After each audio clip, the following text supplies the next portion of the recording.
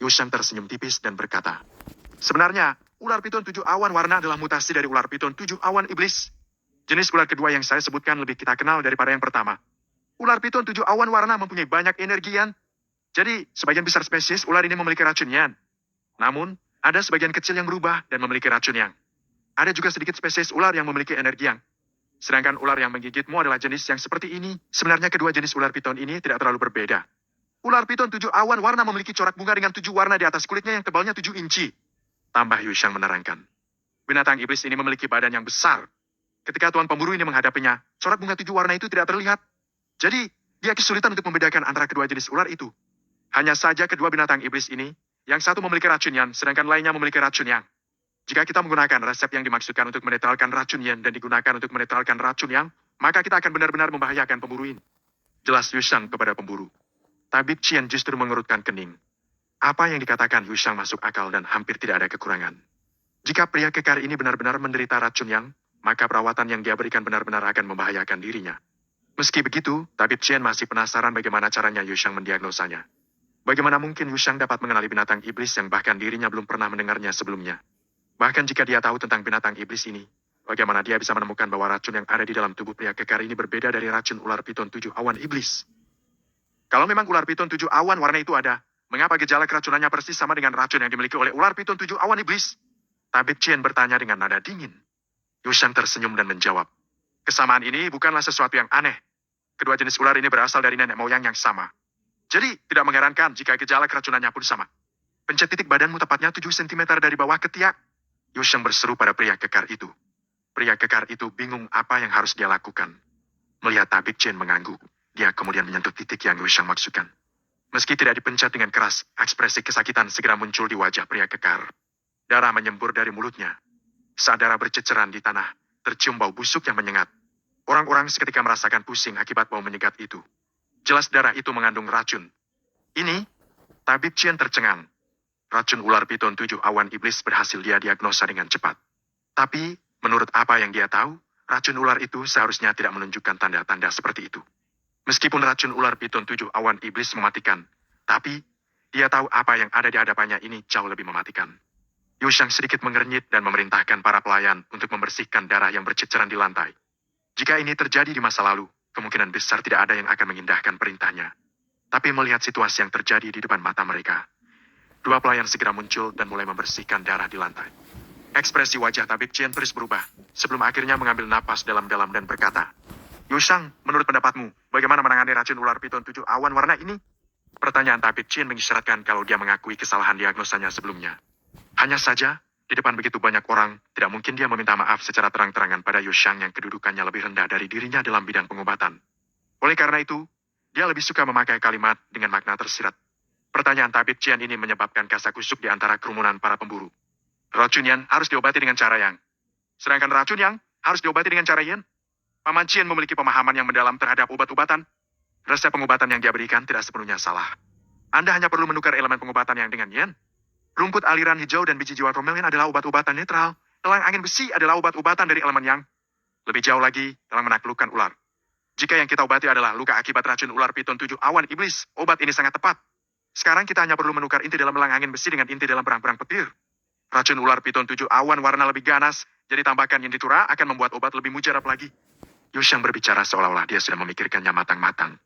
Semua yang dia katakan itu masuk akal, dan bukan tanpa alasan. Tidak ada yang perlu dibantah. Lu menatap tuan mudanya tanpa berkedip, yang merasa tuan mudanya ini terlihat sangat tampan hari ini. Tabib Qian, apakah benar apa yang baru saja dia katakan? Pria kekar itu bertanya dengan terbata-bata. Tabib Qian memandangnya, kemudian menggelengkan kepalanya dan dengan senyum pahit dia berkata, jujur saja, meski aku tidak begitu yakin sekarang, darah yang Anda muntahkan tadi memang tidak terlihat seperti racun ular piton 7 awan iblis. Tinggi, tapi apakah cara yang dia katakan akan berhasil? Bagaimana jika aku mati karena perubahan itu? Pria kekar itu percaya dengan kualitas obat pavilion pengobatan harum. Namun dia masih ragu dengan Yushang, karena reputasi pemuda itu yang sangat buruk di masa lalu. Diagnosa Yushang tentang racun di tubuhnya muncul belakangan. Tidak ada yang bisa menjamin apakah itu benar atau salah.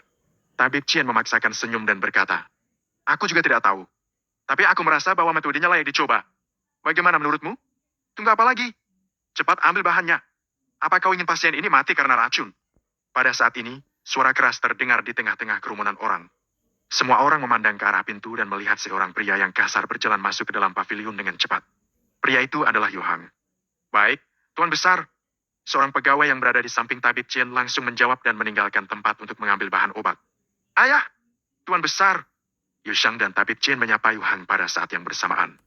Yuhang berhenti di depan Yushang dan mengangguk ringan menyetujui. Ada kelegaan yang terlihat di matanya. Yuhang berkata, sepertinya kepribadianmu benar-benar berubah kali ini. Kau pasti sudah selesai membaca semua buku yang aku tinggalkan. Kau benar-benar mendalami ilmu doa pengobatan. Ini sama sekali bukan hal yang buruk. Tanpa menunggu jawaban Yushang, dia berbaik dan berkata kepada si pria kekar. Saudara, putraku benar. Racun yang ada di dalam tubuhmu memang disebabkan oleh ular piton 7 awan warna, bukan ular piton 7 awan iblis. Binatang ini adalah binatang langka, sehingga tabib tua Qian tidak dapat mengidentifikasinya. Saya minta maaf untuk itu. Namun, resep yang dikeluarkan putra saya tidak salah. Minum dan lihat sendiri hasilnya. Jika ada yang tidak beres, paviliun pengobatan harum yang akan bertanggung jawab sepenuhnya. Bagaimana? Yuhang adalah orang terpandang di negeri Qian. Sangat jarang orang bisa bertemu dengan dia di klinik, apalagi memintanya untuk merawat pasien. Hari ini, dia sendiri yang memberikan jaminan atas pengobatan yang dikeluarkan Yushang. Jadi, tidak ada alasan bagi si pria kekar untuk ragu. Meskipun tuan muda keluarga Yu terlihat tidak kompeten, perilakunya ternyata tidak seburuk seperti yang tersebar. Hari ini, dia berhasil menunjukkan kemampuannya. Di halaman klinik paviliun pengobatan harum, Yuhang sedang memelototi Yushang. Bocah nakal, katakan dengan jujur, bagaimana kau mengetahuinya? Yushang hanya menatap ayahnya lalu menjawab. Asal tebak. Aku hampir tertipu olehmu kemarin. Sepertinya kau benar-benar telah berubah. Apa itu ular piton 7 awan warna? Aku belum pernah mendengarnya sebelum ini. Jika tadi aku yang memeriksanya sendiri, aku pastikan hasil diagnosanya akan sama dengan Qian. Jika bukan karena kejeniusan anak laki-lakinya, nama baik dari paviliun pengobatan harum akan tercemar. Pria kekar itu sudah meminum obat yang diberikan. Kondisinya semakin membaik. Dia sangat berterima kasih kepada paviliun pengobatan harum dan Yushang. Beruntung ada Yushang, bisa saja hari ini dia mendapat malapetaka. Akan tetapi sebaliknya, karena bantuan Yushang lah, dia mendapatkan keberkahan. Ini semua berkat orang aneh Yushang. Setelah peristiwa tadi, nama paviliun pengobatan harum akan lebih terkenal di antara pemburu binatang iblis. Kejadian hari ini berdampak sangat besar. Apa? Bahkan ayah tidak tahu tentang ini. Aku pikir dengan pencapaian ayah dalam ilmu doa pengobatan akan gampang mengobati racun semacam ini. Yushang pura-pura terkejut. Gampang? Sejujurnya, aku punya nama hanya karena tinggal di negeri Qian yang kecil ini. Di luar, ayahmu ini bahkan apa-apa. Gelar tabib agung tidak ada artinya di dunia pengobatan yang luas. Jika negeri Qian diibaratkan dengan sebuah sumur, ayah hanyalah seekor katak yang tinggal dalam sumur itu. Hanya saja, aku adalah katak yang sedikit lebih besar. Ada terlalu banyak hal yang aku tidak mengerti. Yuhang merendahkan diri. Dia terlihat sedikit lebih pendiam, membuat Yushang merasa tidak nyaman. Seingat Yushang, ayahnya, Yuhang adalah seorang pria dengan semangat yang gigih, seolah-olah tidak ada yang bisa menjatuhkannya. Dia belum pernah melihat ayahnya mengungkapkan ekspresi seperti itu sebelumnya. Yushang bisa merasakan bahwa ayahnya tidak seperti biasanya. Ayahnya berubah mungkin karena putranya sudah dewasa dan lebih bijaksana sekarang. Jadi beban berat yang selama ini ada di pundaknya menjadi terasa lebih ringan. Yuhang merasa tenang sekarang melihat perubahan dalam diri Yushang. Yushang merasa tersentuh hatinya. Ayahnya kemungkinan sudah banyak terluka karena kelakuannya di masa lalu. Hanya saja dia tidak pernah memperlihatkan itu semua di depan putranya. Perasaan ini membuat Yushang teringat tentang ayahnya di kehidupan sebelumnya, Yusheng. Dia tersentuh dengan hubungan perasaan antara Yuhang dan Yushang. Dia tidak ingin merendahkan Yuhang lagi. Ayah, aku tahu apa yang ingin ayah tanyakan. Sebenarnya, aku juga tidak tahu apa yang terjadi. Ketika aku terkena racun dan hampir mati, ada seorang tetua yang hebat mendatangiku di dalam mimpi. Dia memberikan ilmu doa pengobatan dan ilmu doa bela dirinya padaku. Kedelapan, menghukum mata-mata. Dia memberikan ilmu doa pengobatan dan ilmu doa bela dirinya padaku. Awalnya, aku pikir itu hanya mimpi, tapi setelah bangun, aku menemukan bahwa aku ingat dengan jelas apa yang terjadi di dalam mimpi itu. Selain itu, aku benar-benar bisa mempraktekkannya dalam kehidupan nyata. Jika bukan karena tetua itu dan dengan bantuan ayah, aku mungkin sudah mati. Yushang tidak mungkin memberitahu Yuhang bahwa dalam tubuh putranya sekarang ada jiwa yang lain. Jadi dia tidak punya pilihan selain berbohong. Mendengar kata-kata Yushang, Yuhang merasa sangat senang. Seorang tetua yang hebat telah memilih putranya dan menurunkan banyak teknik hebat dalam mimpinya. Ini benar-benar tidak pernah terbayang olehnya. Dengan guru sehebat itu, perasaan Yuhang saat ini tidak dapat diungkapkan lagi. Betapa dia sangat bahagia, semua pikiran dan apa yang menekannya seakan menghilang. Hatinya kini menjadi tenang. Tetua itu, apakah dia mengatakan siapa dirinya padamu? Dia menyelamatkan nyawa putraku. Sebagai seorang ayah, setidaknya aku harus berterima kasih kepadanya. Yushang menggelengkan kepalanya. Tetua itu tidak mengungkapkan siapa dirinya. Dia juga tidak memberitahu mengapa dia menyelamatkanku. Dia hanya berpesan padaku untuk memahami keterampilan yang dia berikan kepadaku. Ketika saatnya tiba, Dia akan menemuiku lagi. Oh begitu. Lain kali jika kau bertemu dengannya lagi, kau harus mengucapkan terima kasih atas nama ayah. Kata Yu Hang dengan menyesal. Yushang tersenyum dan berkata, tentu saja ayah. Aku masih memiliki urusan yang harus aku selesaikan. Aku pamit pergi dulu ayah. Pamit Yushang pada ayahnya. Yu Hang hanya tersenyum, manggut-manggut melihat kepergian putranya. Yushang sudah tiba di pavilion pengobatan harum. Dia mendekati salah seorang penjaga klinik. Jika nanti ada seseorang mencariku, minta dia datang ke rumah di sebelah timur kota. Ini adalah sebuah resep. Bantu aku untuk menyiapkan bahan-bahannya. Di sisi lain Liu En merasa cukup senang dan sedikit bersemangat. Dia senang karena Yushang ternyata bertindak bodoh dengan memberikan pil pelindung hati bermutu tinggi padanya.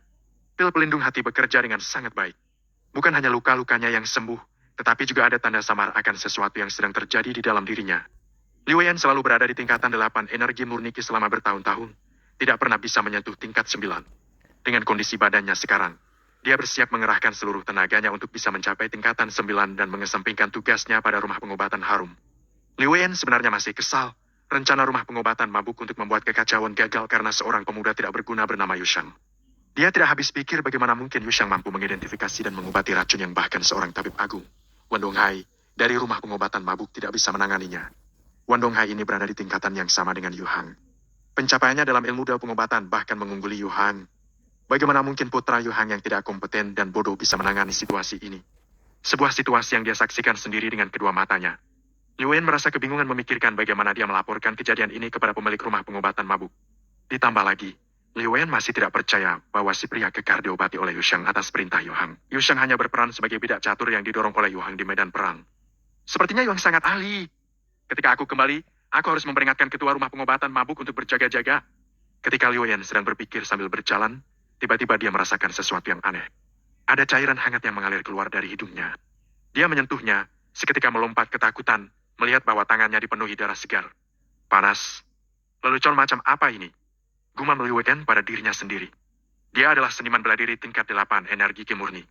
Bagaimana mungkin dia bisa mimisan karena tubuhnya panas? Entah bagaimana, dia tiba-tiba teringat wajah tulus Yushang sedang tersenyum. Seketika dia merinding tak terkendali. Liu En segera menggelengkan kepala menolak pikiran buruknya. Dirinya bukan seorang pendatang baru. Meskipun dia tidak berada pada tingkat yang sama seperti Tabib Qian, dia masih mampu mengenali mana obat asli dan mana yang palsu. Pil yang diberikan Yushang benar-benar pil pelindung hati yang berkualitas tinggi. Pasti terlalu panas. Liu En menghibur dirinya dengan berulang kali mengatakan bahwa kondisi badannya disebabkan oleh panas. Namun, dengan cepat dia tahu kalau dia terlalu bodoh dengan membuat analisa seperti itu. Tidak lama setelah itu, darah kemudian mengalir dari kedua matanya, diikuti oleh telinganya dan akhirnya dia langsung terbatuk dengan mulut penuh darah.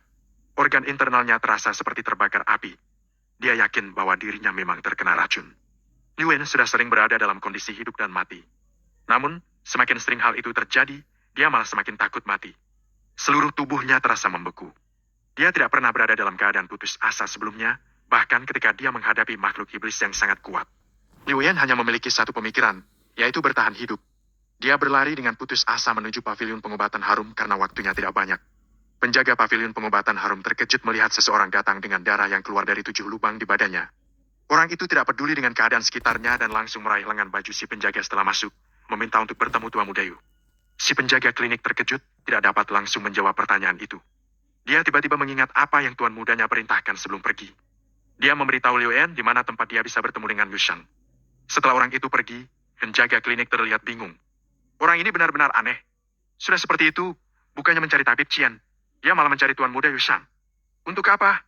Tuan Muda Yu sama sekali tidak pernah membuat obat, kecuali Tuan Muda tahu bagaimana cara mengobati penyalit itu. Semua orang percaya bahwa pria kekar yang diselamatkan hari ini tidak ada hubungannya dengan Yushang. Di ruang pengobatan sisi timur kediaman Yu Hang, Lo menatap takjub dan kagum pada pil hitam halus di tangan Yushang. Wah, Tuan Muda, sejak kapan Anda menjadi begitu luar biasa? Yushang tersenyum. Gerakan refleks dari tangannya yang sangat cepat langsung mencubit hidung Lu yang berwarna merah jambu. Sejak kapan Tuan Mudamu ini tidak luar biasa? Senyum Yushang penuh kebanggaan. Dulu, orang-orang selalu berbicara buruk tentang Tuan Muda. Saya tidak tahu mengapa, tapi saya selalu menganggap Tuan Muda adalah orang baik. Tapi sekarang Tuan Muda bahkan lebih mengesankan. Lu masih menatap pil di tangan Yushang tanpa berkedip. Pil apa ini? Lanjut Lu bertanya. Ini racun yang sangat keras. Jawab Yushang tanpa menyembunyikan apapun. Lu sudah menjadi orang terdekatnya semenjak gadis itu masuk ke dalam keluarga Yu. Lu menjadi semakin penasaran dengan pil itu. Mengapa Tuan Muda membuat pil racun seperti itu? Yushang tersenyum. Tentu saja agar orang meminumnya. Lu berpikir dengan keras Dahinya berkerut, wajahnya terlihat datar dan polos. Saya mengerti. Tuan muda pasti membuat racun ini untuk membasmi orang-orang jahat. Yu Sheng tertawa terbahak-bahak menatap wajah Lu yang terlihat serius. Ayo pergi. Orang jahatnya sudah hampir tiba. Kita harus menjamunya di ruang tamu. Keduanya baru saja melangkah ke ruang tamu ketika seorang pelayan datang menghampiri dan melaporkan bahwa ada seseorang dengan wajah penuh darah ada di depan pintu masuk. Yu Sheng memerintahkan untuk membawa orang itu kepadanya. Si pelayan membawa Liu En yang tampak menyedihkan ke ruang tamu. Setelah melihat Yu Sheng, Liu En berlari mendekat, memeluk kaki pemuda itu dan menangis. Tuan muda Yu, aku mohon Anda bermurah hati. Tolong selamatkanlah aku. Aku tidak pernah menyinggung perasaan Tuan muda. Mengapa Anda ingin membunuhku? Yu Sheng lalu menendang Liu En, kemudian berjongkok dan berkata, apakah kau pikir aku orang yang bodoh? Tidak peduli berapa banyak pil pelindung hati yang keluarga miliki, kau pikir kami akan mengeluarkannya untuk menyembuhkan seekor anjing sepertimu? Sekarang pilih, mengaku sebagai mata-mata atau mati karena racun. Liu En bangkit dan merangkak kembali ke arah Yu Sheng. Tetapi dia tidak berani memeluk kaki Yu Sheng lagi. Yu Sheng adalah pemuda yang masih di tingkat pertama energi Ki murni. Seharusnya, meskipun dia mengerahkan seluruh kekuatannya untuk menendang Liu En, tidak akan ada efek yang berarti. Awalnya Yu Sheng menduga kalau Liu En akan marah setelah diperlakukan seperti itu dan akan langsung menyerangnya seperti anjing putus asa yang melompati tembok. Namun, Yu Sheng tidak peduli tentang hal itu, karena dia tahu kalau tenaga dalam Liu En sudah tercerai-berai dan dia tidak bisa menyatukannya. Tuan muda Yu, aku benar-benar tidak mengerti apa maksud dari perkataanmu. Aku hanya datang ke pavilion pengobatan harum untuk berobat. Seandainya aku memang telah menyinggung perasaanmu, kematian bukanlah hal yang pantas untuk itu. Aku hanya orang kecil. Aku mohon, Tuan muda Yu perlakukan saja aku seperti angin dan biarkan aku pergi. Liu En memohon sambil menangis. Yu Sheng terdiam, menatap wajah khawatir Liu En. Tatapan Yu Sheng membuat Liu En semakin ketakutan. Dia berpikir Yu Sheng sedang mempermainkannya. Dia berharap Yu Sheng akan merasa kasihan padanya dan memberikan obat penawar racun padanya. Tiba-tiba Yu Sheng tersenyum. Entah kenapa, Liu En merasakan kedinginan di seluruh tubuhnya ketika melihat senyum Yu Sheng kepadanya. Tuh, Tuan muda Yu, ujar Liu En terbata-bata. Haha, tidak apa-apa jika kau tidak ingin bicara. Aku masih punya banyak waktu, tapi kau tidak punya banyak waktu lagi. Sekarang, yang kau rasakan, organ dalam dan seluruh tubuhmu terasa terbakar, bukan? Ini masih belum apa-apa. Setelah itu, kulitmu akan mulai pecah sedikit demi sedikit. Akhirnya, seluruh tubuhmu akan... Yu Sheng memperagakan sebuah ledakan dengan tangannya. Yu Sheng tersenyum sinis. Sekujur tubuh Liu En bergetar seolah mengikuti gerakan tangan Yu Sheng. Tubuhnya mulai gemetar. Liu En sangat ketakutan. Dia menyadari bahwa dirinya dalam bahaya. Dia paham Yu Sheng pasti tahu sesuatu. Tetapi, sebagai seorang pemburu binatang iblis, dia terlatih untuk menjadi orang yang sangat jahat dan licik. Dengan cepat dia menenangkan pikirannya. Liu En memutuskan untuk mengatakan semuanya asalkan dia berhasil mendapatkan obat penawar racun dari tangan Yu Sheng. Dia sudah mempunyai sebuah rencana. Setelah dia mendapatkan penawarnya, dia akan langsung menghabisi Yu Sheng dan gadis kecil itu. Liu En bukanlah orang yang suka bertele-tele. Begitu dia mengambil keputusan, dia akan langsung melakukannya. Liu En berusaha membujuk Yu Sheng dan mengoceh tanpa henti. Tuan muda Yu, aku salah. Aku benar-benar tahu bahwa apa yang aku lakukan salah. Aku tidak bisa menyembunyikan apapun dari hadapan Anda. Aku bersedia memberitahu Tuan muda Yu segalanya. Aku mohon Tuan muda Yu untuk menyelamatkan hidupku yang tidak berharga ini. Yu Sheng tampak senang dengan perubahan sikap Liu En. Dia tersenyum dan berkata, itu akan tergantung padamu. Apakah informasi yang akan kau ungkapkan berharga atau tidak? Jika berharga, maka aku akan melepaskan orang tidak berguna sepertimu. Liu En menjadi senang setelah mendengar perkataan Yu Sheng. Dia berpikir kalau Yu Sheng adalah pemuda bodoh yang mudah untuk dijebak. Liu En pun menceritakan segalanya. Kesembilan.